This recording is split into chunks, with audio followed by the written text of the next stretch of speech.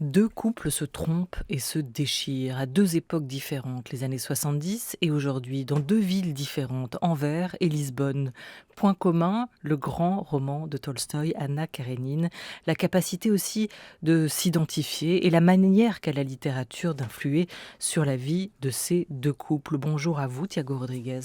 Bonjour. Et bonjour à vous, Franck Verkuysen. Bonjour. Merci d'être avec nous tous les deux. Après Emma Bovary, Anna Karénine, Thiago Rodriguez, qu'est-ce qui vous fascine tant, vous, l'homme, mais aussi le metteur en scène, chez ces héroïnes tragiques? Est-ce que c'est qu'elles ont toutes les deux, à vos yeux, quelque chose qui reste insaisissable, incompréhensible?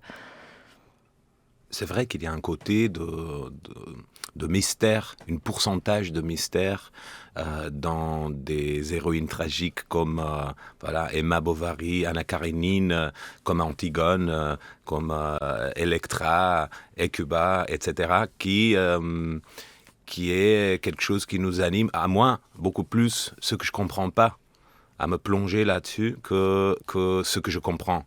Je pense que ce qu'on comprend très bien dans ces héroïnes, ce personnage, est plutôt ce qui était déjà expliqué dans d'autres époques. Mais on est aussi très passionné par tout ce qu'on ne comprend pas. Et les grands personnages, ils ont des pourcentages de mystère et de inattendus qui nous animent à revenir sur ces histoires. Et comme disait Arundhati Roy, à prendre soin et attention aux détails, pas nécessairement à changer les histoires. Voilà, Anna Karénine, spoiler alert, elle va mourir quand même.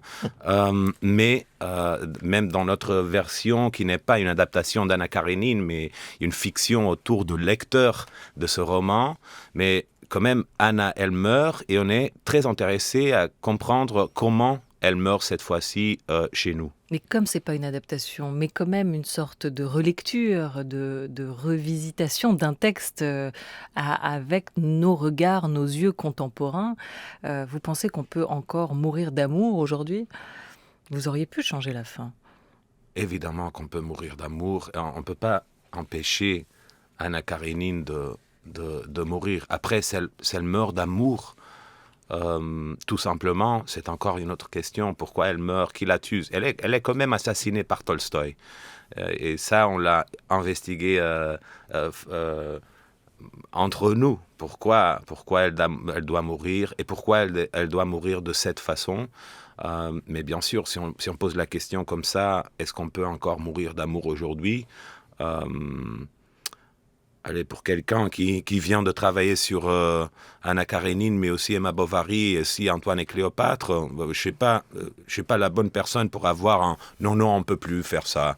Voilà, je suis très convaincu qu'on peut mourir d'amour, bien sûr, et je veux me battre pour un monde où on peut encore mourir d'amour, bien sûr. Franck Verkuysen, ici, Anna l'amoureuse ou Alexei le mari trompé influencent les personnages dans leur comportement et dans leurs sentiments. Vous pensez, vous aussi, que la littérature a vraiment autant de pouvoir? Vous pensez que ce roman a changé des vies depuis sa parution? Ah oui, oui, sans aucun doute, oui, oui, oui. Oui, oui, oui, je pense qu'on peut tous remarquer que les personnages qui sont des inventions d'un auteur peuvent devenir énormément importants et même plus importants que les gens qui vivent vraiment à côté de vous. Maintenant, je pense qu'on peut vivre ça aussi avec des séries de télé où les personnages qui sont voilà, dans des séries de télé qui sont vraiment chouettes devient vraiment tellement important et change la vie en fait de l'humain. Anna Karenina, pour moi, elle a été vraiment très très vivante et très très très très importante. Et j'ai encore réfléchi à ça hier. Donc des gens comme Ivanov, comme Platonov ou comme Danton dans la version de Büchner, pour nous, ce sont vraiment des êtres vivants qui ont beaucoup plus d'importance que beaucoup de gens autour de nous. À un moment donné, il y a une anecdote que Tolstoï, en fait, au début, il voulait parler de Karénine, en fait, et de Lévin. Ça, c'était les personnages principaux. Et Anna Karénina était un exemple d'une femme qui allait tromper et qui doit être punie. Ouais. Et en fait, c'est Anna Karénina elle-même qui s'est poussée dans la tête de Tolstoï et qui est devenu le premier rôle. Et à un moment donné, il a écrit oh, c'est incroyable ce qu'elle a fait aujourd'hui. Vous voyez, donc en fait, donc c'est l'auteur qui parle de son personnage, qui crée, mais en fait, c'est le personnage qui prend la crayon en main et qui crée son propre truc. Ce qui fait que, bien sûr, c'est fiction, bien sûr, c'est pas vrai, mais je trouve ce métaphore très beau. Et donc, encore une fois, je ne peux pas vivre sans Platonov ou sans Sacha ou sans ces gens-là, en fait. Je trouve, ouais, pour moi, c'est indispensable. Ouais. C'est une pièce à 4 voix et une narration en millefeuille. Vous parlez d'une pièce Matrioshka, Thiago Rodriguez, selon le principe des poupées russes. Pourquoi avoir choisi de multiplier les niveaux de lecture Pourquoi avoir choisi de les imbriquer aussi avec tous ces moments où on perd le fil entre ce qui est de l'ordre de votre écriture et de celle de Tolstoï? Il y a une histoire derrière les motifs. La grande urgence et désir, c'était de travailler ensemble. Franck, Yolenta, Pedro, Isabelle, moi. La nouveauté était plutôt le fait qu'il y avait moi qui écrivais et qui n'était pas sur scène. Il y avait aussi un espèce de rencontre de Franck et Yolenta avec Pedro et Isabelle. Et on avait besoin quand même de trouver un vocabulaire commun. Alors, On savait que... Isabelle Abreu et Pedro Gil, qui sont des comédiens portugais qui travaillent avec vous habituellement, Thiago Rodriguez, et Yolenta de Kersmaker avec vous, Franck, sur scène tous les soirs, qui sont donc de langue flamande et qui travaillent, qui font partie du collectif Tegestan que vous avez, vous, cofondé, Franck Verkuysen. Voilà, juste pour remettre en place. Oui, exactement. Maintenant qu'on connaît le nom présenté, complet voilà. des 4 comédiens qui sont sur scène et créateurs de cette pièce, parce qu'on l'a créée complètement collectivement, et le texte, il hérite surtout nos débats autour de Tolstoï, Anna Karénine, mais aussi nos envies de quoi faire avec cette pièce ensemble. Et au début, par exemple, Franck et moi, je me rappelle, on était très séduits pour la question des langues.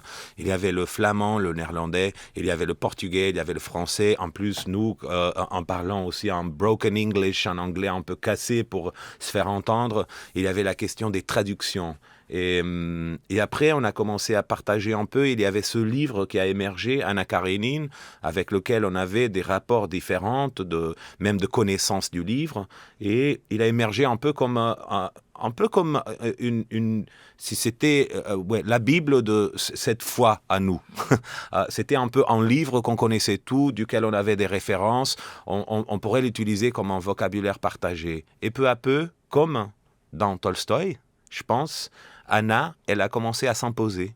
Et nos envies, par exemple, de travailler sur les langues, les traductions, elles sont restées, bien sûr. Mais c'est vrai que Anna Karénine et les sujets autour d'elle, du bonheur, du désir, de la félicité, de la liberté, de la transgression, ils sont commencés à s'imposer. Et au fur et à mesure, on a commencé à développer cette pièce qui n'est pas une adaptation d'Anna Karénine, est plutôt une fiction autour de couples à Lisbonne et à Anvers, où il y a quelqu'un qui est en train de lire Anna Karénine et qui vit aussi cette question de ressentir le fantôme, la présence d'Anna Karénine et d'autres personnages dans sa vie, comme le matin, on boit un café, et si on a lu Tolstoï la nuit avant, on boit un café, on a la sensation que Anna, par exemple, elle peut être là, à la table avec nous, elle nous chuchote à l'oreille, et on voudrait parler de cette puissance, de ces fantômes de la littérature. Et bien sûr, en le faisant, on utilise beaucoup de Tolstoï, cité, plein de citations de Tolstoï. Là, l'effet un peu Matrioshka, il y a le roman dans la pièce, mais après, en fait, en voyant la pièce, plein de fois, je me doute beaucoup est-ce que le texte est vraiment bien? Quelle beauté ce qu'ils ont fait avec le texte. Et parfois, j'ai des moments que je me dis, ça c'était bien. Et ça, je suis sûr que c'est pas Tolstoï, parce que c'est pas une partie de citation. Et après, je commence à voir attentivement et je comprends, non, ça c'est du Tolstoï adapté dans nos dialogues, etc., qui nous a nourris aussi. Alors, il y a plein de Tolstoï cachés derrière de la fiction, et plein de Tolstoï en premier plan, voilà. Et il y a des extraits vous faites lire des extraits du livre de Tolstoï, et puis il y a aussi cette réappropriation de ses sentiments à travers votre plume. Oui, donc il y a ces deux outils-là. Donc il y a cette citation qui, en fait, disons, c'est une façon plutôt humble d'utiliser les mots du maître, parce que je pense que Tiago voulait vraiment coûte que coûte éviter de créer une adaptation du livre, et donc de être dans l'ombre de ce grand monsieur et d'être en compétition même. Donc si on cite, là c'est vraiment efficace, et en même temps ça garde, disons, le mot intact et intègre.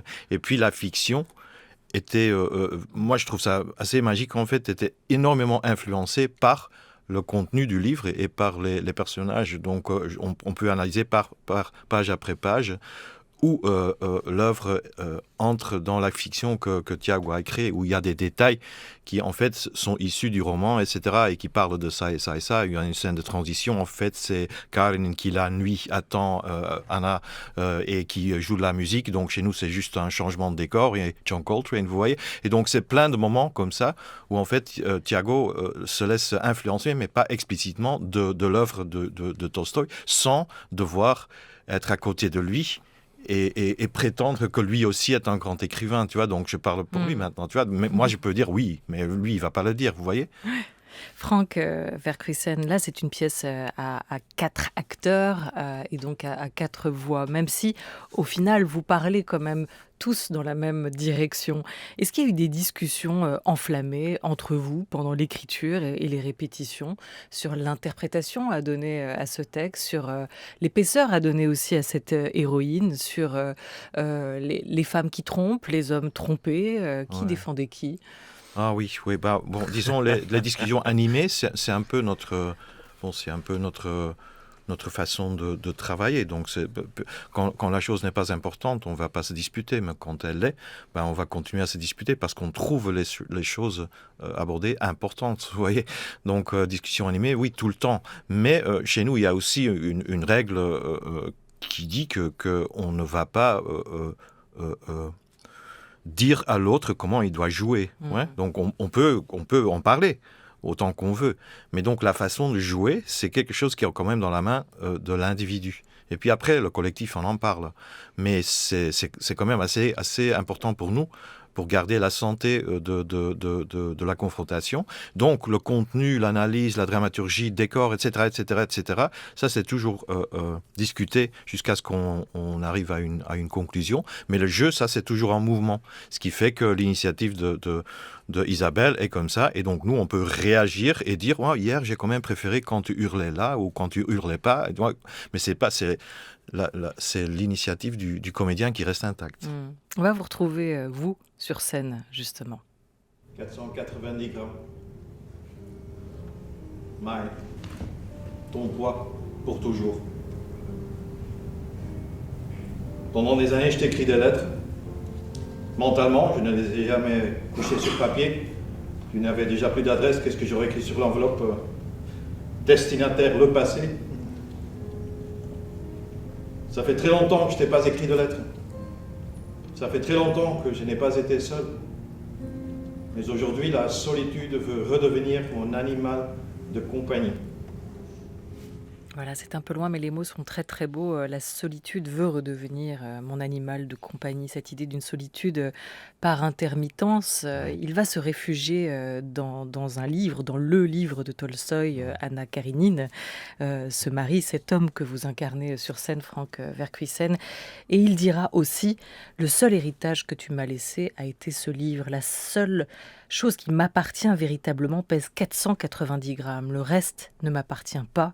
Ce sont des choses qui se trouvent dans le même temps et même espace que moi. Qu'est-ce qu'il nous a laissé en héritage, Tolstoï ? D'abord, il faut dire ce que je trouve très sensible de Tiago, de utiliser une fiction et puis de se laisser influencer implicitement par les sentiments et les vies des personnages de Tolstoï. Vous voyez, donc moi, je ne joue pas Karenin, je joue en fait donc le mec de sa fiction, mais la solitude de Karenin était quelque chose que moi, j'ai trouvé très, très important. Et en fait, c'est Thiago qui a interprété et utilisé mes désirs pour créer une fiction qui utilise la solitude de Karenin. Cette histoire du poids du livre, 490 grammes, l'écrivain George Steiner, avec lequel vous avez beaucoup discuté en amont, Thiago Rodrigues, qui est un spécialiste de littérature comparée et de théorie de la traduction, évoquait en 1963, je ne sais pas s'il vous a tenu la même théorie récemment, la question du poids des choses et de l'épaisseur des livres. Écoutez. Entre un livre très gros et un livre mince, la différence est presque d'ordre métaphysique, non seulement technique. Le livre très mince, c'est toujours la princesse de Clèves. Ça se refuse à la vie, avec intelligence, art, tout ce que vous voulez. Mais il y a là un certain refus, parce que la vie n'est pas un livre mince. Elle est terriblement longue et touffue et dense. Et Tolstoï ne voulait même pas arrêter Guerre et Paix. 2 épilogues, 8 chapitres nouveaux. C'était comme le temps lui-même en marche.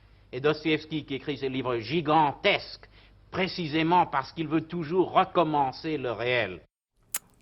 Thiago Rodrigues, il vous a dit pareil? C'est génial. Il m'a dit pareil, mais beaucoup plus court, Beaucoup paradoxalement. Il m'a dit, quand on s'est rencontrés, je faisais la défense de Emma Bovary contre Anna Karenine. Ça, c'était quand j'avais travaillé Bovary, mais pas encore cette pièce. Maintenant, je peux voilà, avoir des problèmes à ce duel-là. Mais je faisais la défense de Flaubert par le mot juste, la perfection, la subversion politique de la femme de province au lieu d'une aristocrate, une lectrice de romans au lieu d'une femme qui n'est pas inspirée par la littérature. Et Steiner, il m'a dit, mais quand même, tu vois, les presque 700 pages de différence, c'est la différence entre le monde et un petit pays. Et voilà, et ça s'est terminé comme ça. Et tout était dit. Le metteur en scène portugais qu'on a déjà croisé avec Sopro, Bovary, Antoine et Cléopâtre, Thiago Rodrigues, et le comédien du TG Stan, Franck Verkuisen, sont nos invités jusqu'à 12h30. France Culture, la grande table, Olivia Gesbert. Il paraît que c'est une longue histoire entre vous deux, le deux étant le collectif que vous incarnez à cette table aujourd'hui avec nous, Franck, et vous, Thiago Rodrigues, et vos acteurs. Vous avez, avant même d'être metteur en scène, vu des pièces du TG Stan, vous les avez vus travailler avec leur manière très particulière d'appréhender le théâtre, d'appréhender aussi la place de l'acteur sur scène, d'appréhender les textes.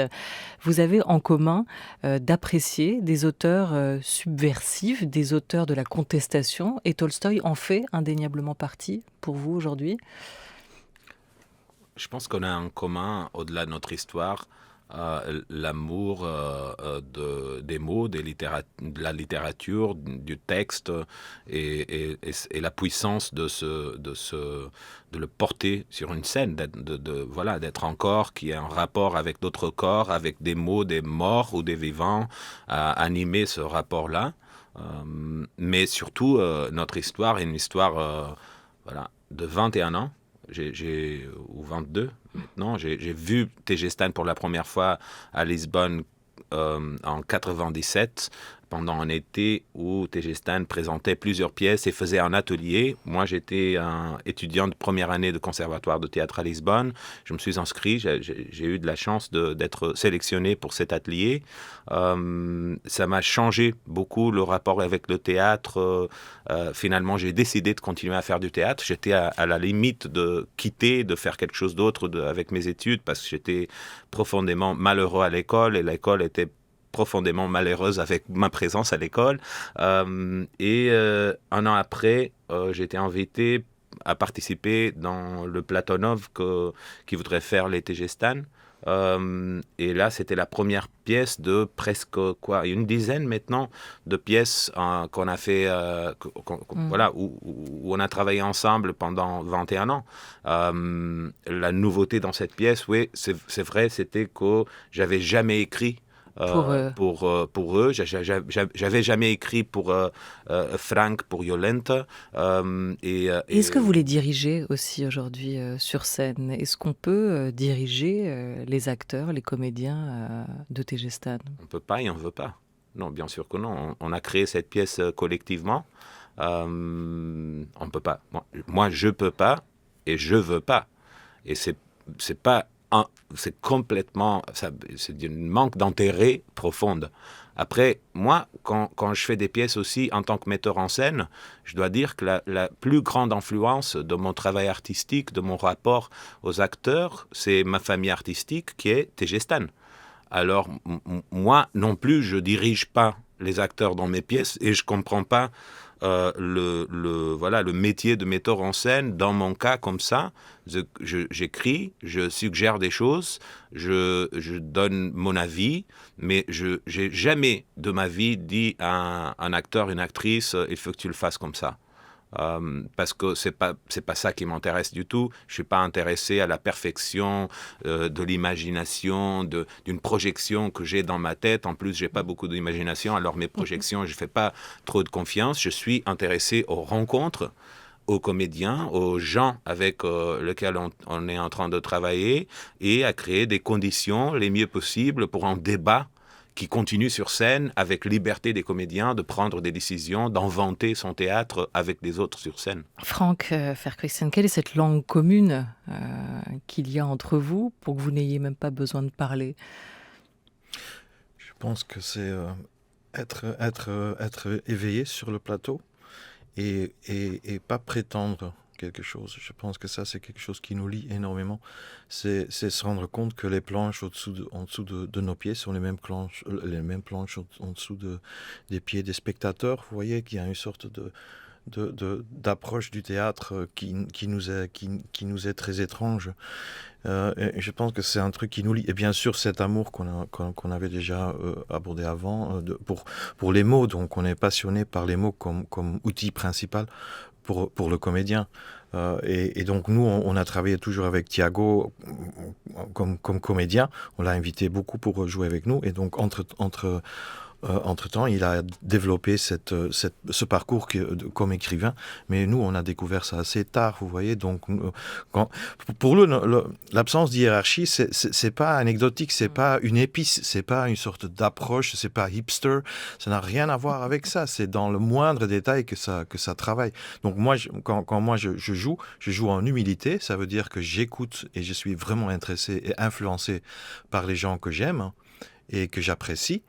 Mais je vais décider ce que je vais faire avec ça, vous voyez. Donc ça, c'est une énorme différence de quelqu'un qui te dit comment tu dois faire ton truc. Donc quand lui, il dit que la fin est comme ça, moi je l'écoute et je vais bien sûr adapter. Mais ça veut pas dire qu'il me dirige et vice-versa, parce que les rôles sont inverses quand on joue Nora, etc., etc. Vous voyez, donc c'est quand même complètement essentiel, cette façon non hiérarchique d'aborder le travail. Ouais, et c'est impossible pour vous d'être hipster aujourd'hui, puisque ce geste aussi artistique, la création même du Tegestan, c'était en 89, l'année où les murs tombent, il y a 30 ans. Ouais. Et c'est aussi pour vous une date anniversaire. À l'heure où les Européens se cherchent une culture commune, on a plaisir à voir travailler avec autant d'entente un Belge, un Flamand, avec un Portugais, et produire des choses comme vous le faites aujourd'hui sur scène. Culture commune, langue commune, on avait posé la question au metteur en scène polonais Krzysztof Warlikowski. Ce qui m'a touché il y a quelques années, j'étais à Amsterdam et je retrouvais une télésérie BBC anglaise des années 80. Et c'était une télésérie La guerre et la paix, Tolstoï. Et alors, donc, Tolstoï parlait anglais. Bien sûr, Tolstoï parlait français, ça serait une autre histoire. Tolstoï parlait allemand, ça serait encore une autre histoire, etc., etc. Mais là, c'était dans les pattes anglaises. Et vous voyez toute l'école anglaise qui travaille pour cette narration impossible, ni pour le théâtre, impossible pour le cinéma. Et pourtant, le langage shakespearien du théâtre, là, est une clé d'ouverture de comment on peut rentrer dans l'univers de Tolstoï. Et alors, il y avait une scène des deux personnages, un Français avec un Russe. Alors, deux ennemis à Moscou qui se fait brûler et tout ça. Et ils commencent à boire. Et en buvant, les deux Bezukhov qui parlent parfaitement français, ils commencent à chercher, mais en quoi toi tu es mon ennemi français et en quoi moi je suis ton ennemi russe, mais nous sommes deux humains, on parle le même langage. C'est assez troublant comment la culture a toujours ouvert les portes pour qu'on soit plus proche. Et finalement, vous ne dites pas autre chose dans cette pièce, Thiago Rodriguez, que vous mettez en scène aujourd'hui, The Way She Dies. Petite question sur le titre. Il est en anglais, ce titre. Pourquoi ? Parce que l'amour est une langue ou un langage universel. Il fallait le dire dans une langue qui soit comprise de tous aujourd'hui ? Ça, c'est une raison qu'on peut accepter maintenant comme plausible, alors qu'au début, on ne savait pas comment gérer la question des langues. Et parce qu'on parle en anglais entre nous, on a dit, voilà, Anna Karenine, The Way She Dies. Ah, c'est pas mal comme titre, The Way She Dies. Ok, avançons, on va donner ce titre au théâtre. Et après, on a créé la pièce et c'était trop tard pour revenir en arrière. Alors, le titre au Portugal, par exemple, c'est Como ela morre, la même phrase. Sa façon de mourir est le titre du texte publié. Voilà, mais The Way She Dies restait un peu comme le titre, disons, international de la pièce. Merci beaucoup à vous, Thiago Rodriguez. Effectivement, Sa façon de mourir, le texte est édité en France au Solitaire Intempestif. Un grand merci aussi à vous, Franck Vercuyssen, et à toute l'équipe qui est donc chaque soir sur la scène du Théâtre de la Bastille à Paris, en ouverture donc de ce festival d'automne saison 2019, à voir jusqu'au 6 octobre, avant une tournée notamment en Belgique début octobre. Merci.